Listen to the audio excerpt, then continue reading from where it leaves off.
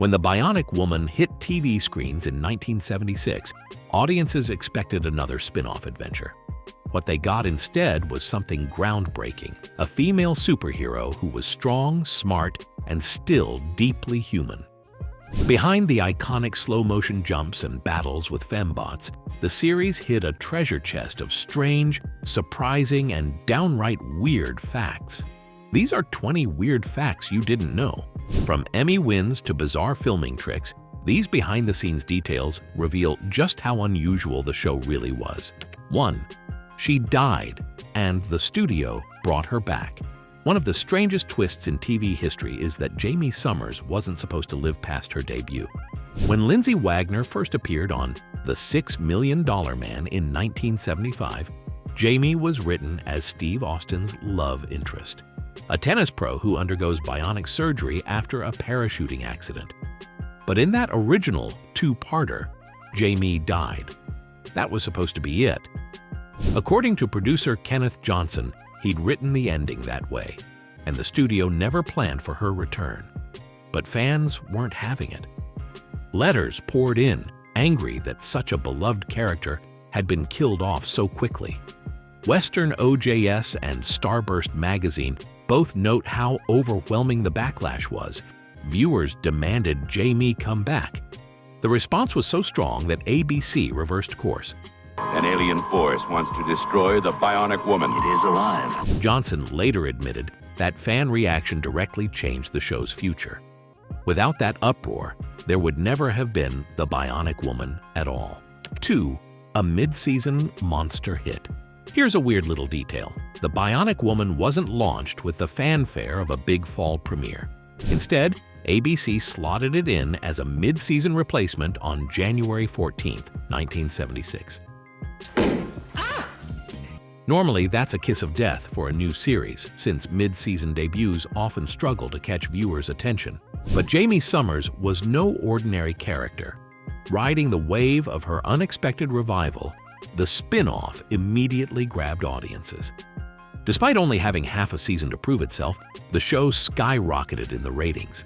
In fact, according to Nielsen rankings, that partial first season still landed among the top shows of the year. Think about how rare that is. A spin-off character who wasn't even supposed to exist ends up carrying one of the highest-rated shows on TV right out of the gate. For a replacement, The Bionic Woman turned out to be pure primetime gold. 3. Lindsay Wagner almost said no. Here's something that surprises a lot of fans. Lindsay Wagner, the actress who embodied Jaime Sommers, almost walked away before the spin-off ever began. At the time, Wagner was skeptical about signing on to a weekly television series.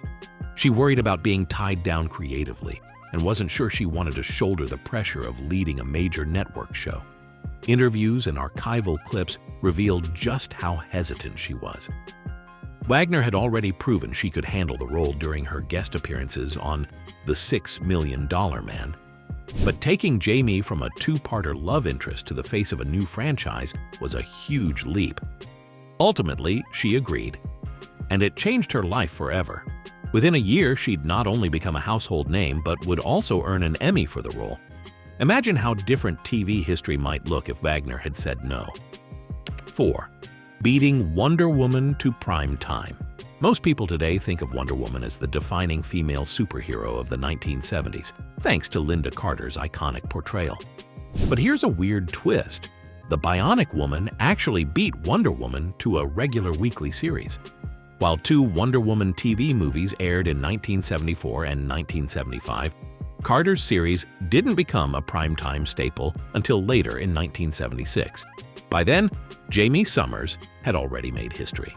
As TV historians note, Jaime became the very first female superhero character to headline her own weekly primetime action-adventure show. That might not sound massive today, but in the mid-70s, television was still dominated by male leads in action roles. Wagner's performance, paired with the show's mix of humanity and sci-fi spectacle, opened the floodgates for women to take center stage in genres long considered male territory. Jaime wasn't just a spin-off character, she was proof to Hollywood that audiences were hungry for strong, complex female heroes. and she paved the way for many more to follow. 5. An Emmy for a bionic performance. Here's a fact that surprises even hardcore TV buffs. Lindsay Wagner didn't just make history by being the Bionic Woman, she won an Emmy for it. In 1977, Wagner took home the award for Outstanding Lead Actress in a Drama Series, a recognition almost unheard of for a sci-fi/action star. At the time, the Television Academy usually reserved its prestige for courtroom dramas, period pieces, or family sagas, not shows where people jumped off rooftops with bionic legs. Wagner's win showed that audiences and the industry saw something special in her portrayal of Jaime Sommers. She brought humanity and warmth to a role that could have easily been just stunts and special effects. According to the Television Academy archives, her performance broke barriers, paving the way for actors in genre television to be taken more seriously. Simply put, Lindsay Wagner didn't just play a hero on screen. She became one by winning the Emmy. 6. Not from the novels. Jaime was a TV invention. Here's a twist that might shock anyone who assumes all of the Bionic Woman's world came from the books. Jaime Sommers wasn't in the original source material at all. Steve Austin, the $6 Million Man, came from Martin Caidin's Cyborg novels. But Jaime? She was completely dreamed up for TV by producers Kenneth Johnson and Harve Bennett. Production interviews confirm this. Caidin's books never imagined a female bionic counterpart. The decision to create Jaime was both a narrative experiment and a ratings move, giving Steve a romantic counterpart while exploring a what-if scenario. What happens if someone else gets rebuilt? What's more, Jaime's unique character arc, from tennis pro to tragic death to full-on revival, made her instantly iconic. She wasn't just a sidekick or a spin-off. She was a creation that stood entirely on her own. Without TV invention, there'd be no Bionic Woman at all. No Emmy, no legacy, nothing. 7. A rare network hop.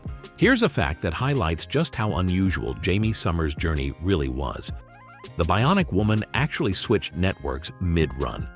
ABC aired the show for its first 2 seasons, but pulled the plug after season 2. Instead of disappearing, NBC swooped in and picked it up for a 3rd season. A rare move in the 1970s. Joe Blow notes that this wasn't just a business decision. It also created real headaches for the shared universe with the $6 Million Man. Because Lee Majors remained an ABC star, his crossover appearances with Lindsay Wagner were suddenly restricted. That meant the 2 bionic leads, who had built up storylines together, couldn't easily appear on each other's shows anymore. The result? A visible strain on continuity and fewer crossover episodes fans craved. It's a fascinating what-if moment. One network move that shifted the entire chemistry of TV's original bionic power couple. 8. Letters from academics. Yes, really. Here's something you don't usually hear about an action-adventure series. Professors and psychologists once wrote angry letters about the Bionic Woman. When Jaime Sommers was first introduced on The $6 Million Man, her storyline ended in tragedy. She died on screen. Kenneth Johnson, the producer, later recalled in Starburst magazine that the studio was flooded with protest mail. And not just from kids or casual fans, academics and professionals chimed in, warning that killing off a positive, independent female role model was a terrible message to send. These letters, many of them heartfelt and formal, played a part in ABC's shocking reversal. Jaime was revived and soon after given her own series. It's not often that scholars shape primetime programming, but in this case, they helped ensure Jaime Sommers lived on. Without those protest letters, The Bionic Woman might never have existed as a standalone show. 9. The name Jaime boosted baby charts. Here's a fun cultural ripple effect. The name Jaime shot up in popularity after The Bionic Woman debuted. Kenneth Johnson chose the name Jaime after someone he knew in real life. But what was just a casual choice by a producer ended up shaping naming trends in the US. The show's success in 1976 meant that thousands of parents suddenly associated Jaime with a strong, independent, heroic woman. and they wanted their daughters to carry that same energy. Baby name charts from the late 70s show a noticeable spike in usage, and it's hard not to credit Wagner's character for fueling the surge. In other words, Jaime Sommers didn't just inspire fans to watch TV, she inspired families to choose baby names. That's a cultural footprint you don't see every day from a sci-fi series. 10 Jaime's famous jumps were filmed in reverse. One of Jaime Sommers' most iconic abilities on The Bionic Woman was her gravity-defying leap. Week after week, audiences watched in awe as she seemed to bound over cars, walls, and rooftops with superhuman grace. But behind the scenes, the effect was achieved through a surprisingly simple and clever trick. According to production notes and accounts from the time, stunt woman Rita Eagleston would actually perform the jump backwards, stepping off a platform, landing feet first on a padded airbag. The sequence was filmed in slow motion at 60 frames per second and then played in reverse to make it look as though Jaime was launching herself forward with bionic power. It was a low-budget workaround that ended up being visually convincing on screen. Instead of relying on expensive special effects, the production team used timing, stunt precision, and editing magic to sell the illusion. Fans may not have realized it then, but those spectacular bionic jumps were really just movie trickery flipped around. 11. The Bionic Dog was a team effort. By the third season of The Bionic Woman, Jaime Sommers wasn't the only bionic hero on the block. Enter Max, the bionic German Shepherd who quickly became a fan favorite. But here's the secret. Max wasn't just one dog, but several. The production relied on a team of highly trained German Shepherds, each selected for a specific task on camera. One dog had to stay calm lying near fire for dramatic scenes. Another had to master the art of resisting food temptations when treats were placed directly in front of him, while yet another was trained to run steadily on a treadmill for those conditioning shots. By switching between these canine performers, the show created the illusion of a single versatile bionic dog capable of extraordinary feats. Audiences fell in love with Max, never knowing they were really watching a carefully orchestrated team effort behind the scenes. It was a pure epitome of both dog training and TV magic that Max became as iconic as Jaime herself. 12. The Fembots gave kids nightmares, and NBC heard about it. The Fembots, God. Fembots, come on, Las Vegas, womanizing, blah, blah, blah, blah, you know. Some of the most unforgettable and spooky moments from The Bionic Woman came from the stories with the Fembots. Scary robot women built to sneak into top-secret government places. At first, they looked completely normal, like regular people, but then, when their fake human faces were pulled off, everyone watching saw something truly creepy. Blank robot heads with glowing eyes. For kids watching in the 1970s, this was nightmare fuel. It wasn't just a little scary. It was the kind of thing that stuck in your head long after the episode ended. The effect was so strong that parents began writing letters to NBC, saying their kids were too frightened to sleep. Imagine watching what seemed like a superhero show, and suddenly seeing robots with glowing eyes ripping off their faces. The Fembots became legendary because of how much they scared viewers, especially kids. They even showed up again in later TV specials because people couldn't forget them. The fact that a primetime sci-fi show aimed at families could spark such fear shows just how powerful those Fembot scenes were. Even today, fans still talk about them as one of the creepiest parts of The Bionic Woman. 13. Script recycling, early production shortcuts. When The Bionic Woman was rushed into production in 1976, the network and producers had little time to develop a full slate of original stories. The solution? Recycle scripts. Fan histories and production accounts, like Bionic Wiki and thelogbook.com, confirm that several early episodes were reworked versions of scripts originally drafted for the $6 Million Man. This wasn't unusual for the era, but it did create some trouble. Storylines that had been tailored for Steve Austin were quickly rewritten for Jaime Sommers, sometimes with only minor adjustments in dialogue and focus. The approach was a shortcut that bought the writers room time, while the spin-off found its creative footing. For sharp-eyed fans, it meant a sense of déjà vu when watching certain plots unfold. Yet Lindsay Wagner's performance often transformed the material, giving these recycled stories a fresh perspective. What began as a practical production hack ended up underscoring how Jaime could take on Steve's world and make it her own. 14. The $7 Million Woman. When the Bionic Woman crossed the Atlantic, it got a makeover, at least in name. In German-speaking countries, Lindsay Wagner's hit series aired under the title Die 7 Millionen Dollar Frau, which translates to The $7 Million Woman. The reason wasn't about inflating Jaime Sommers' worth, but about adapting the story for local audiences. Just as the $6 Million Man became Der $6 Millionen Man overseas, producers tweaked the title to reflect differences in currency values at the time. While Jaime's character name stayed the same, the show's branding was shifted so that German viewers could instantly understand the scale of her bionic transformation. It's a fascinating example of how international markets often reshape pop culture imports to fit their own contexts. For German fans, Jaime wasn't just groundbreaking as television's first female bionic hero. She was also a little more expensive than her American counterpart, at least on paper. 15. Kenneth Johnson's Bionic Rulebook. When Kenneth Johnson took creative control over the Bionic Woman, he quickly realized that the show's long-term credibility depended on boundaries. Instead of letting Jaime Sommers' powers expand without limits, Johnson established what he called the Bionic Rulebook. For example, Jaime could jump 2 stories high, but not 3. She could run at 60 miles per hour, but not at supersonic speed. Her bionic ear could pick up voices through a wall, but not across an entire city.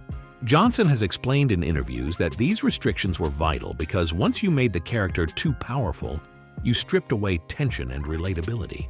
The limitations became more than guidelines. They became built-in story devices. Writers would design episodes where Jaime had to think her way around situations her bionics couldn't fix outright. As Johnson once remarked, the best drama came not from what she could do, but from the moments where her abilities fell just short. This rulebook kept the show grounded and, ironically, made the bionic seem more real. 16. A name carved from real life.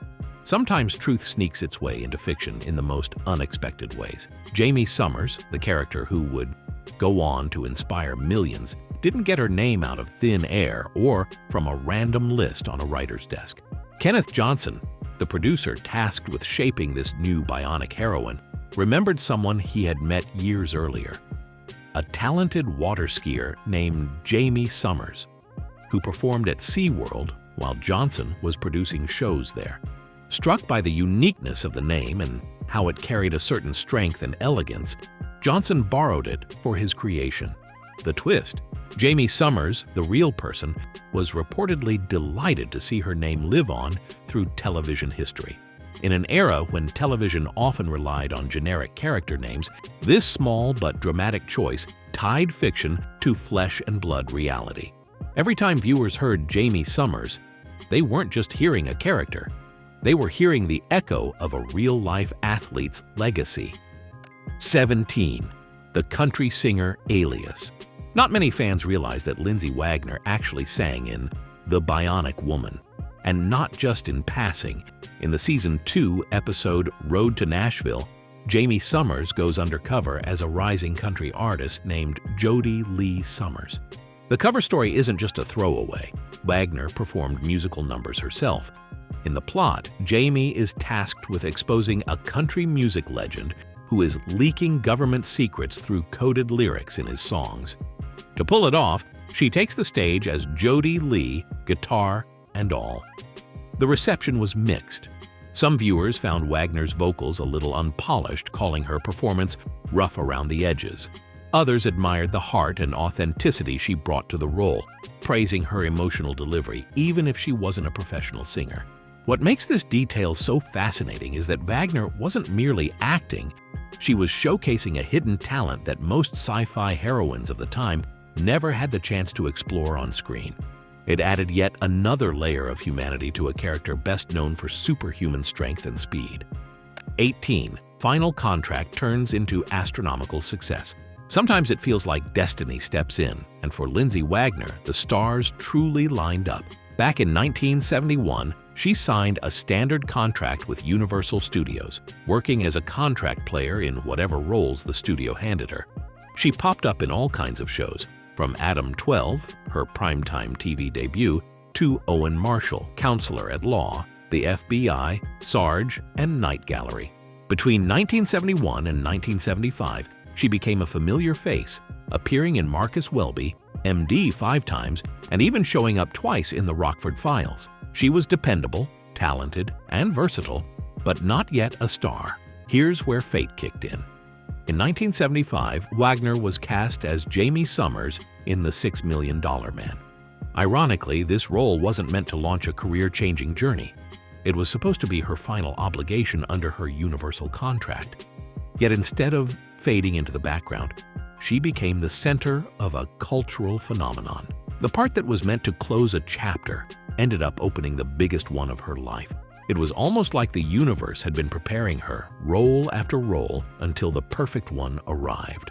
Jaime Sommers wasn't just another job. It was the role that turned Lindsay Wagner into the Bionic Woman, proving sometimes luck and timing really can change everything. 19. The network switch that hurt Season 3. Season 3 of The Bionic Woman is often remembered as a dip in the show's success, and much of that can be traced back to an unusual behind-the-scenes move. It switched networks. While ABC continued to air The $6 Million Man, NBC acquired The Bionic Woman for its 3rd season. On paper, the shift sounded like a fresh start, but in practice, it created a mess. The crossover magic that fans loved, especially seeing Jaime Sommers and Steve Austin share the screen, was suddenly restricted due to rights issues. Viewers who had come to expect those shared adventures felt the absence immediately. Adding to the trouble, the show's creative direction also changed. Many episodes leaned more toward generic adventure plots rather than the character-driven storytelling that had first won audiences over. To make matters worse, creator Kenneth Johnson, who had carefully developed the show's emotional core and its unique bionic rules, wasn't involved in much of this later run. The result? A season that felt flatter, less personal, and ultimately less captivating than what had come before. 20. Closure. Jaime wins her freedom. The final episode of The Bionic Woman, aptly titled On the Run, May 13, 1978, gave viewers something unexpected, a kind of closure. Instead of ending with a cliffhanger or unfinished arc, the show went out on a story that directly addressed Jaime Sommers' struggle with her bionic life. In this episode, the OSI, the very agency that gave her her abilities, decides she's too valuable to live freely. They attempt to confine her to a secure facility, essentially treating her more like property than a person. For Jaime, who had been balancing duty with her desire for normalcy, it's the breaking point. What followed was a dramatic escape, aided by her boss Oscar Goldman, who sympathized with her plight. Jaime doesn't just flee, she negotiates. By the end, she strikes a deal for fewer missions and more personal freedom. It was a fascinatingly meta ending, almost like the show itself acknowledging its cancellation while granting its heroine the independence she fought for. Fans saw it as a quiet but fitting resolution. Jaime Sommers may have been bionic, but she was finally in control of her own future. And there you have it, 20 weird, wonderful facts that prove The Bionic Woman wasn't just another sci-fi show, but a cultural phenomenon full of surprises. From network drama to hidden production tricks, Jaime Sommers' legacy continues to fascinate nearly 5 decades later. Which fact shocked you most? Drop your thoughts in the comments. We'd love to hear them. And if you enjoyed uncovering these hidden gems, don't forget to like, subscribe, and join us next time for more forgotten TV history. Until next time, stay nostalgic.